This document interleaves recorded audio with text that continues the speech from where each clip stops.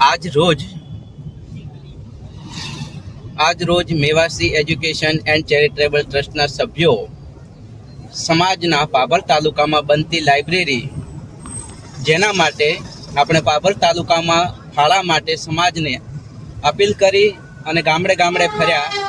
અને આજે આપણે સરગાસણ, ગાંધીનગર અને અમદાવાદ તરફના પ્રવાસ તરફ આગળ વધી રહ્યા છે.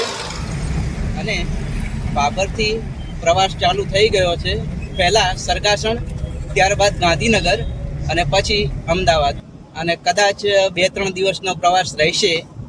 જય ભીમ, નમો બુદ્ધાય. જય ભીમ, જય ભીમ.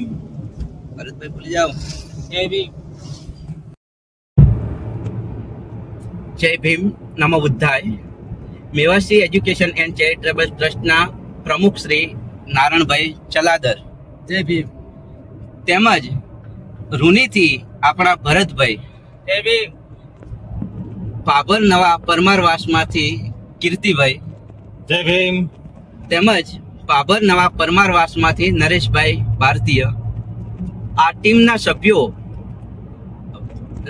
રવાના થયા છે અને સભ્યોના નામ સાથે આજે આપણે આ વિડીયોના માધ્યમથી જે જગ્યાએ જવાનું છે એમને પણ જાણ કરીએ છીએ કે સરગાસણ, ગાંધીનગર અને અમદાવાદ માટેનો આ પ્રવાસ છે.